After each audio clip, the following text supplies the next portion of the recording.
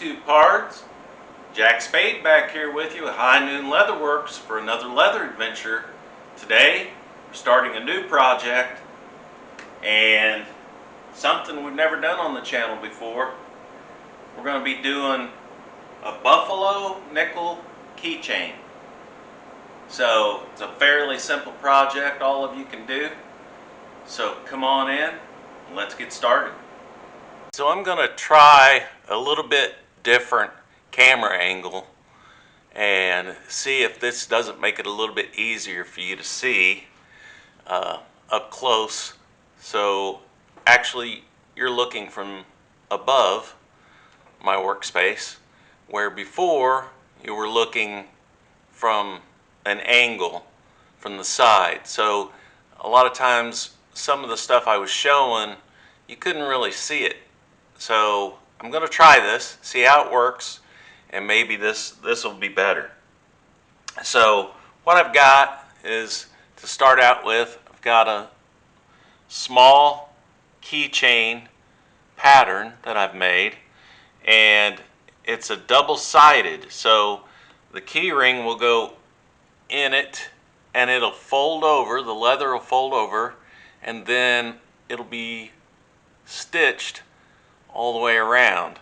Well, the buffalo nickel concho will go in there before it gets stitched, so when you flip the keychain over, there will be a blind side. You won't see anything on that side. So that's the idea behind this type of keychain.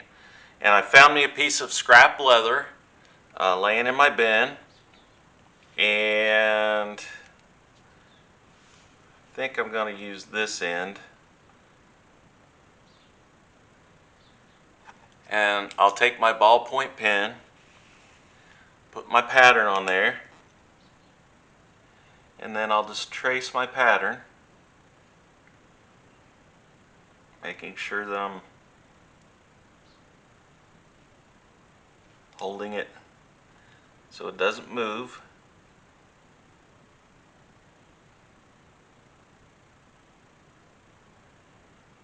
Get it traced all the way around, and then there's my cut lines. So I'm going to set the pattern aside, set my pen aside, and I've already got my key ring and my buffalo nickel concho and the screw for the concho. In fact, I'm going to go ahead and just barely put that screw in the back of that concho so I don't lose that. Set that up here out of the way. And then I'll remove this board and I'll get on my cutting mat, my self-healing cutting mat. Get my knife out, and then I can go ahead and start cutting around these lines. And again, don't try to cut all the way through the leather in one pass. It's okay if you make more than one pass. I find that I make more mistakes the harder I push on that knife blade trying to get through that leather, the more mistakes I make. So I found just over time of practicing and doing this that you're better off going slow and meticulously and making that first cut be precise and right on your line.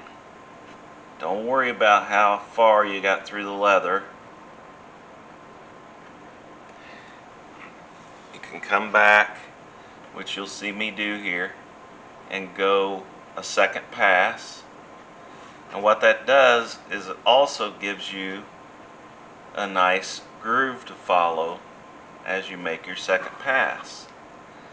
Again, it's very key that you have a good sharp knife, obviously, even if you're making multiple passes. And I am on the second pass now, and you can tell I'm making headway through the thickness of the leather. So I'll follow my line again.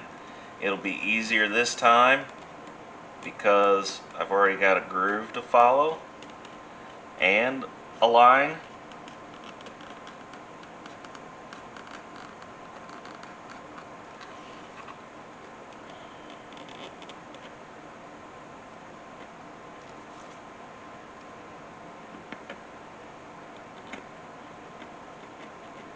And if you don't get through it the second time, you can go through and finish it up on a third pass, or maybe you just need to do a partial pass. You got through part of it but not another part. Nothing wrong with that. That way you get a good precise cut and you're not starting over, throwing that piece of leather away. And I told you I was using a scrap piece of leather. Leather that I have left over from other projects, I just throw in a bin. I mean, if I think it's big enough I can use for anything, I just throw it in a bin, and then when I get time, I'll go to that bin, pull some of those pieces out, and I'll cut a bunch of these blanks. And I make all kinds of keychains. A lot of people like custom keychains where they have their name on them, or wildlife stamping, whether they're big hunters or fishermen or gun enthusiasts. I sell a lot of these type at shows that have a 12 gauge shotgun shell stamp on them. Guys that are gun enthusiasts absolutely love them.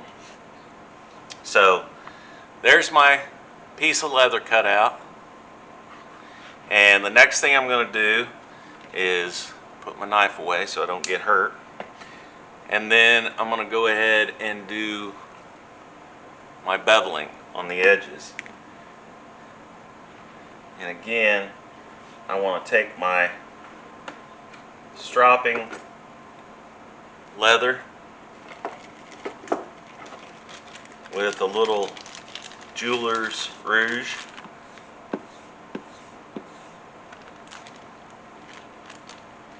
and what that does is that keeps that nice and sharp. So I'll strop that 10 times or so, and it makes it real shiny and sharp. So it should just glide right through that leather. So I'll start on the front edge, and again, beveling is just about like cutting. You don't have to try to push real hard, or you just want to bevel that edge. That's it. You don't want to take a bunch of material off. So holding your beveling tool at the right angle, and it's another one of those tools that as you use it and the more practice you get with it, obviously the better you'll get at it. And like there, I didn't get all the way around before it broke off. That's alright. Just start again. Be real easy when you restart, and you won't even be able to tell where you started and stopped. So there's the front edge, or the front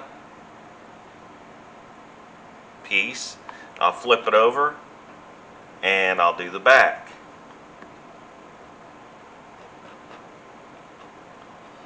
And then the unfinished side of the leather usually is a little tougher to bevel without breaking it off, because it's not nice and smooth, it's not shiny or finished, and obviously not near as hard as the front. So it does take a little more work to bevel the back side, but I think it's well worth it, because then you're going to get, when you burnish it, you get a nice edge on the edge of your keychain. Because when you bevel that, even the unfinished side of the leather, what that does is that allows that bevel, when you go to burnish the edge, that allows that to push down and get nice and shiny. So I'll push my chips out of the way. I've got my keychain blank ready to go. The next thing I need to do is moisten the edges so I can get my burnishing in. So I'll pull out my burnishing tool, get my sponge, and again, I just want to barely dampen it. I don't want to soak it down. So I'll take my sponge and just barely dampen the edge of that. The more water you put on it, the longer you have to wait before you can get a good burnish on it. So you just want to moisten the edge of that down with a damp sponge. Don't get your sponge soaking wet, just damp.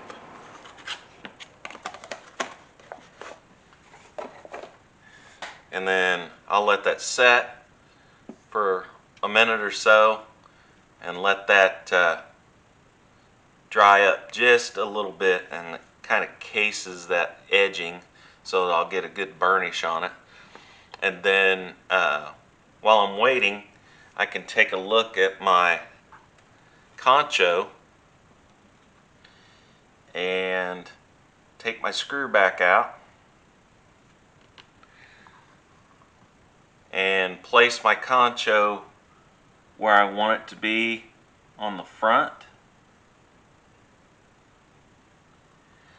And then once I get it where I want it,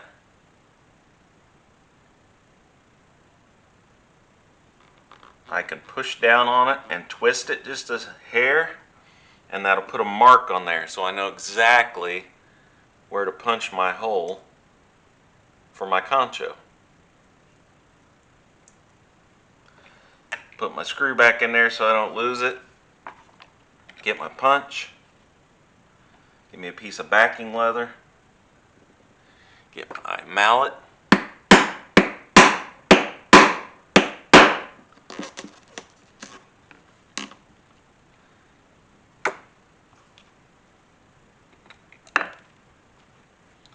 And now I have my hole for my Concho.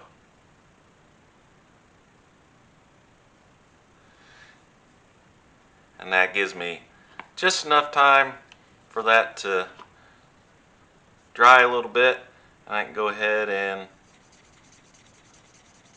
start to burnish that edge.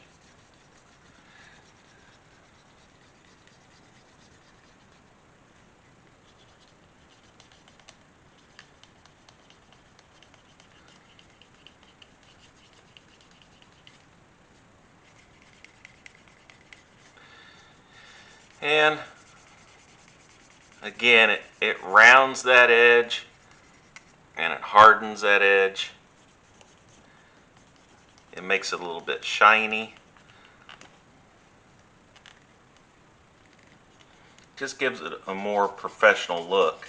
Now if you have some real soft leather, it's going to want to roll on you, so you got to be real careful how you hold it to support it while you're doing your burnishing.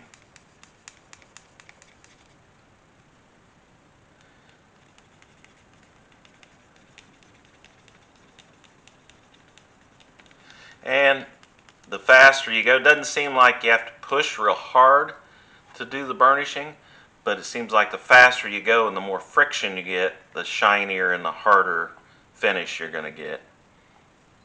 And I'll show you that here in just a second.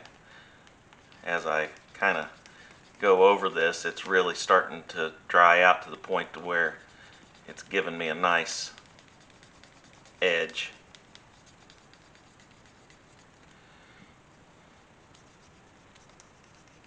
And you saw me flip it over. You can flip it over so you keep that edge nice and round.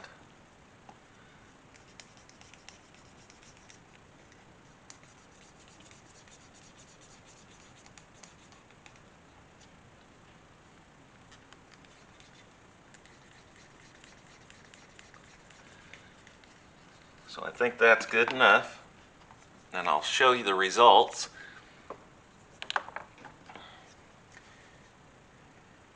I think you can see where that edge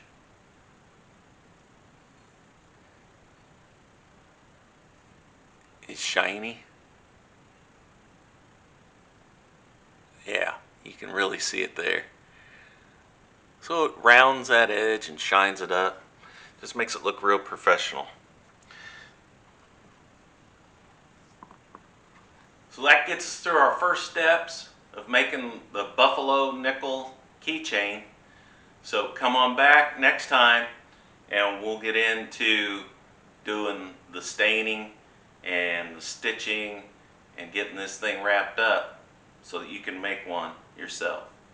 So come on back, check out the next video, and like I always say, please like, share, and subscribe, and I'll see you next time.